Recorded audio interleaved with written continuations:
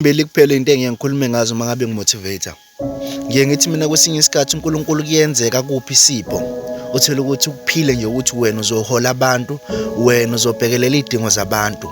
Kube segazini noma kube sona sipho uNkulunkulu akuphe sona.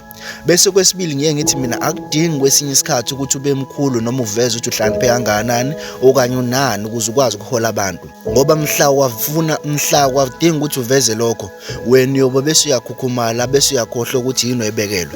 Bafowethu yabona kunobaba osebenzayo ukuze makuthiwa lo muntu usebenze overtime. Yabo masikhuluma nalo baba ukhuluma njalo nganyakithi isikoti South Africa umholi uqabula amaketanga ubupha. Bafethu uyasebenza ubaba umsweli, angadliwa amandla akhe. Yebo mhlawumbe ikhona indlela ahlonishwa ngayo, but mina ngokwami ngifile ngazuthi akwanele. And ngiyafisa ukuthi ngelinye ilanga makuthiwa khona amaqhawe asaphila ahlonishwayo, lingashiyi igama likababa umsweli. Asikho isigameko eSouth Africa esisuke sivelele noma sizwakele kuthiwa senzakalele ubaba umsweli angafiki khona. And noma bekuthiwa izimo ezinzima kangakanani noma kuthiwa isimo esibi kangakanani, hayi futhi nawe ukuthi usuke ngasabi, kepha ngoba uyazi ukuthi kuyini ukubhekelela izimo zabantu, kuyini nje ukuhola abantu.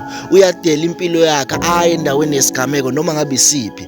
Uma ngabe kuthiwa khona amaqhawe ahlonishwayo asaphila, angadliwa amandla ababa umsweli. Ubaba umsweli uyalenza iqiniso, uyazi ukuthi kuyini ukuhola abantu. And ngiyasho namanje ngiyafisa ukuthi nabanye abala eSouth Africa bathi bahola abantu noma babhekelela izimo zabantu, engathi bengake behle bafunde kubaba umsweli ukuthi kuyini ukubhekelela izimo zabantu, kusho ukuthini ukuphatha abantu. And ngiyafisa ukusho lokho ukuthi nami baba umsweli ungaphela amandla.